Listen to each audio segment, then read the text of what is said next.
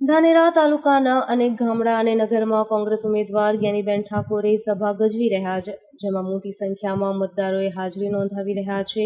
દરેક ગામડા અને ધાનેરામાં મોમેરા સ્વરૂપે મતદારો જ્ઞાનીબેનને દિલથી આશીર્વાદ આપી રહ્યા છે. બીજી બાજુ લોકોના અનેક પ્રશ્નોના ઉકેલની ખાતરી આપતા જ્ઞાનીબેન પણ જોવા મળ્યા હતા. ધાનેરા કોંગ્રેસ જો એકજૂથ થઈ મહેનત કરે તો સમગ્ર તાલુકામાં મોટી લીડ નીકળે એવી પ્રબળ શક્યતા જોવાઈ રહી છે. બીજી તરફ ભાજપ આગેવાનોનો ઘમંડ તોડવા ગામડાના મતદારોની તૈયાર જોવા મળી રહ્યા છે. સતત ભાજપની સરકાર હોવા છતાં યોગ્ય રજૂઆત કરવામાં સતત નિષ્ફળ ભાજપ આગેવાનોના પાપે ધાનેરા તાલુકામાં કોંગ્રેસ મોટી લીડ લે એમાં કોઈ ઇનકાર નથી. ભાજપના દરેક આગેવાન પોતાની જાતને ધારાસભ્ય સમજતા આ વખતે તાલુકાના લોકો ફરી ભાજપ આગેવાનોનો વટ મતદારો ભાગશે.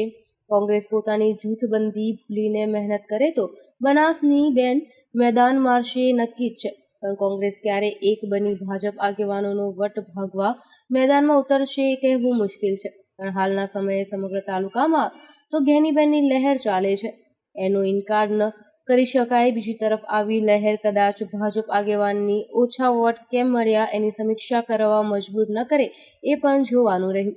દિલથી કરવા માટેની આપ સૌને ખાતરી આપું. સરકાર માટે કોઈ વસ્તુ અશક્ય જ નથી. આજે ઉદ્યોગપતિઓને આખા જેટલા ગૌચર હતા એટલા બધા આપી દીધા. અહીંયા પોલિસી કાયદો બનતો હોય તો એક ગરીબને વેચાતી જમીન લઈને પણ સરકારને આપ્યું હોય ને તો એને ખજૂરાના પગ સમાન ગણાય.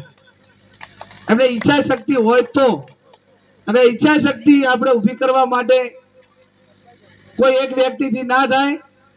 સરકાર હોય, સરકારમાં પોલિસી બને અને પોલિસીના આધારે આવા પરિવારોનો સર્વે થાય અને સર્વેના આધારે આ પરિવારોને નિયમ અનુસાર અને ક્રમ પ્રમાણે જે પ્રમાણે આપવાનું થાય એ પ્રમાણે પૂરેપૂરા પ્રયત્નો અમારા પોતાના તમામ આગેવાનોના રહેશે. જ્યારે નગરપાલિકા આ મારી પહેલી મીટિંગ છે.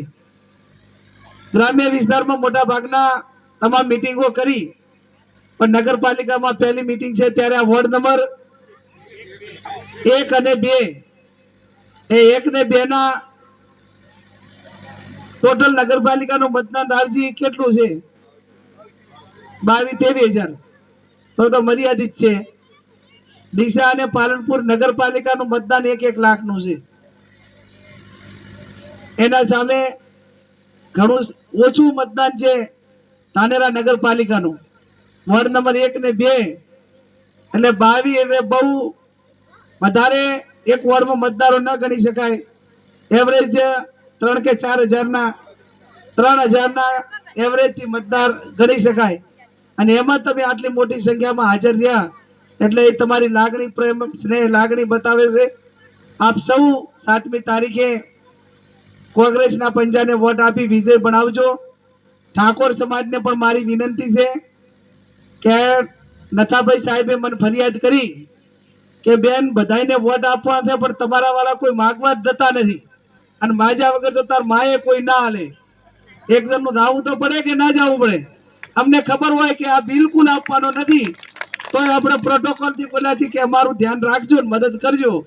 એ પાછળથી તો એમ ના કે અમને કીધું નતું. એમ તમે કોઈ બીજા સમાજ પાસે ગયા છો કે નથી ગયા? આમાંથી બીજા સમાજને બેનને વોટ આપતું એવું કહેવા વાળા કેટલા ગયા? હું છે આંકડે કરતું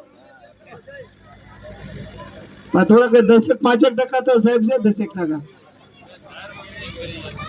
હે મીડિયા નહીં, ઘરે ઘરે ફરો. સમાજમાં તો રેડી હોય પણ બીજાને વોટ આપવો પણ તમે લેવા દો તો ને.